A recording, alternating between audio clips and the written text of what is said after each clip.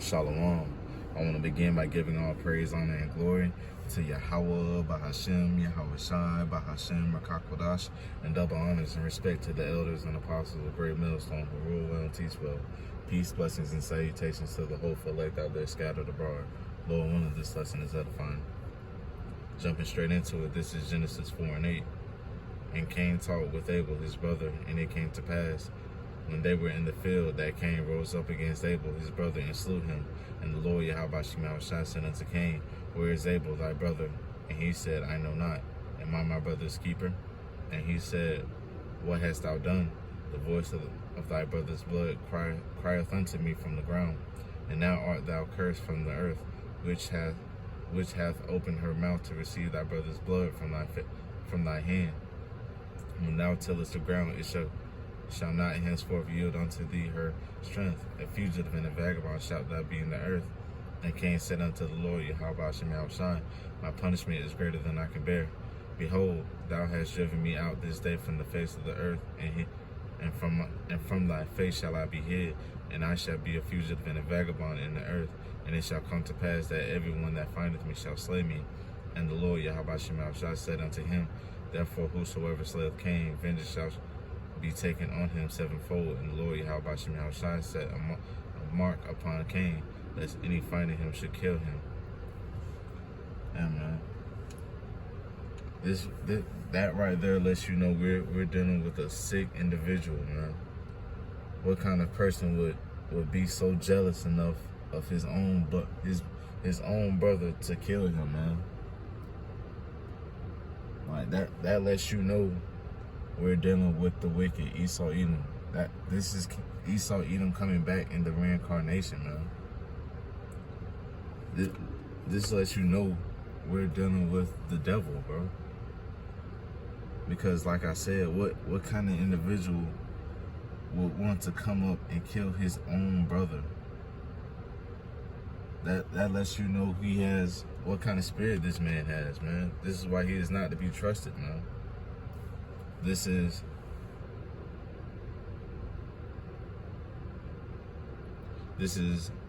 Genesis 25 and 21. And Isaac entreated the Lord Yahweh Shai for his wife, because she was barren, and the Lord was entreated of him. And Rebekah his wife conceived, and the children struggled within her. And she said, If it be so, why am I thus? And she went to inquire of the Lord. And the Lord said unto her, 2 nations are in thy womb, and 2 manner of people shall be separated from thy bowels. And the one people shall be stronger than the other people, and the elder shall serve the younger. And when her days to be delivered were fulfilled, behold, there were twins in her womb. And the first came out red all over like an hairy garment, and they called his name Esau. And after that came his brother out, and his hand took hold on Esau's heel, and his name was called Jacob. And Isaac was 60 years old when she bare them. Slakia. Yeah. Going back to verse 25, and the first came out red all over like a hairy garment, and they called his name Esau. This right here is telling you that this is that spirit of Cain coming back in the reincarnation, man. This is that mark that the Lord set upon him. Why wasn't Jacob's description given? Because Jacob looks just like anybody else during this time period, man. You really got to sit back and ask yourself, why was Esau's description given and not Jacob's? Because like I said before, this is that mark that the Lord set upon this man, this wicked man. You know? These are 2 different nations, man. The righteous and the evil. And it will come a day, like the scriptures say, that the elder shall serve the younger. You know? These two spirits could never coincide together, man. There's evil and there's righteousness, man. And we're in the time of evil right now. We're under this devil's rulership. This is Genesis 27 and 37. And Isaac answered and said unto Esau, Behold, I have made him thy lord, and all his brethren have I given to him for servants. and with corn and wine have I sustained him. And what shall I do now unto thee, my son? And Esau said unto his father, Hast thou but one blessing, my father? Bless me even, bless me even me also, O my father. And Esau lifted up his voice and wept. Yeah, man. This right here lets you know that this devil can't take accountability, man. He played dumb when the Lord asked him what happened to Abel, and now he's playing dumb when he gave up his birthright to his brother, man. But continuing on, in verse 39, and Isaac his father answered and said unto him, Behold, thy dwelling shall be the fatness of the earth, and the dew of the heaven from above, and by thy sword shalt thou live, and shalt serve thy brother. And it shall come to pass, when thou shalt have the dominion, that thou shalt break his yoke from off thy neck. And Esau hated Jacob because of the blessing wherewith his father blessed him. And Esau said in his heart, The days of mourning for my father are at hand. Then will I slay my brother Jacob. Yeah, man. This devil wants to do nothing but have our blood on his swords, man. That's why when you see these cops shoot a so-called Negro, Latino, or American down, man, you shouldn't marvel at that, man. This is what this devil wants to do. It is in his heart to put us down, to kill us, man. That's that perpetual hatred that he has towards us. He's jealous of us, man. This is Ezekiel 35:1. Moreover, the word of the Lord Yahweh Shai came unto me, saying, Son of man, set thy face against Mount Seir, and prophesy against it, and say unto it, Thus saith the Lord Yahweh, Behold, O Mount Seir, I am against thee.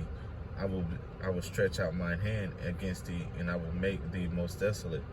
I will lay thy cities waste, and thou shalt be desolate, and thou shalt not slack it, and thou shalt know that I am the Lord Yahweh Shai, because thou hast had a perpetual hatred, and hast shed the blood of the children of Israel by the force of the sword in the in the time of her calamity, in the time that their iniquity had an end. Therefore, as I live, saith the Lord Yahweh, I will prepare thee unto blood, and blood shall pursue thee. Sith thou hast not hated blood, even blood shall pursue thee.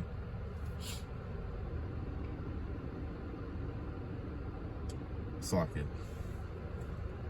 Continue on. Thus I will make Mount Seir most desolate, and cut off from it him that passeth out, and him that returneth. Yeah, man. When these ICBMs hit Babylon the Great, America, they're not missing, man. They're gonna make this place desolate. This place will be inhabitable. Nothing. Life will not flourish here anymore in America, man. And that's rightfully so, because this devil has done nothing but shed the blood of the nation of Israel over here. From the killing of the so-called Native Americans to bringing so-called Negroes over here in these cargo slave ships, pack this sardines in a can or whatever. Us defecating on each other, man.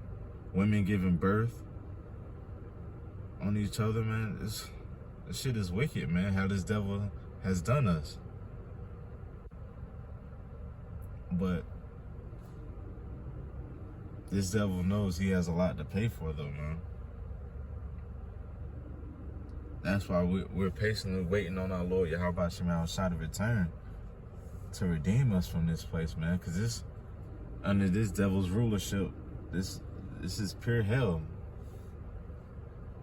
This is Micah 2:1. Woe to them that devise iniquity and work evil upon their beds. When the morning is light, they practice it, because it is in the power of their hand. And they covet fields and take them by violence, and houses and take them away. So they oppress a man in his house, and even a man in his heritage. Therefore, thus saith the Lord Yahweh Shai, Behold, Slakia, behold, against this family do I devise an evil, from which ye shall not remove your necks, neither shall ye go haughtily, for this time is evil. Yeah, man. And like I was saying, there's been nothing but bloodshed over in this land. They had fun with it too, man. Like I've said before, that lets you know we're dealing with a sick fucking individual. You know, they gathered to get their whole families, men, women, and children, to watch us die before their eyes, man. They made sport of it, you know. They laughed at our calamities, man. Every nation has benefited from our fall from grace, man. You know, they took great pleasure in seeing us in captivity, man. That's why those yokes of iron have to be placed upon their necks, man. This is Ecclesiasticus 12:16. An enemy speaketh sweetly with his lips, but in his heart he imagineth how to throw thee into a pit. He will weep with his eyes, but if he find opportunity, he will not be satisfied with blood. If adversary come upon thee, thou shalt find him there first. And though he pretend to help thee, yet shall he undermine thee.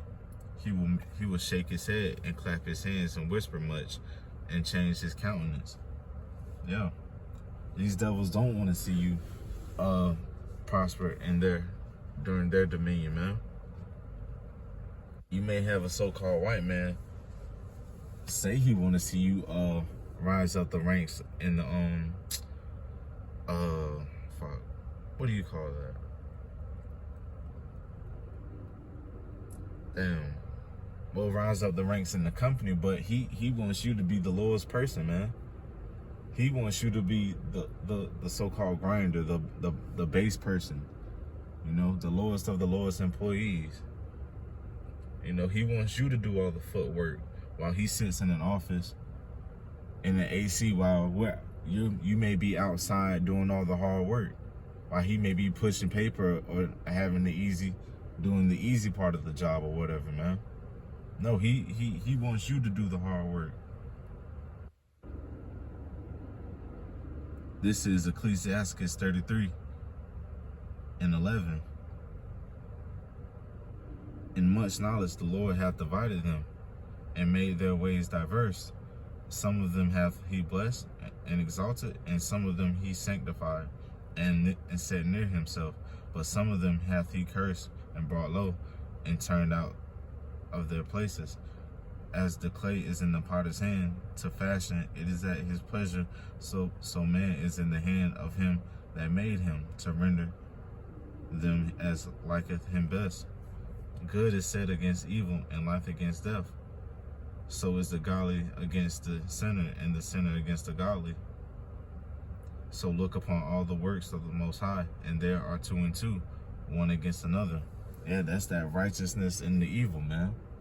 And evil is flourishing right now, but there will come a time where righteousness will flourish through the planet Earth, man. We see how things are being ran right here and right now, under this devil's watch, man. From the chemtrails being, the air being polluted, the plant life, the animal life, the people.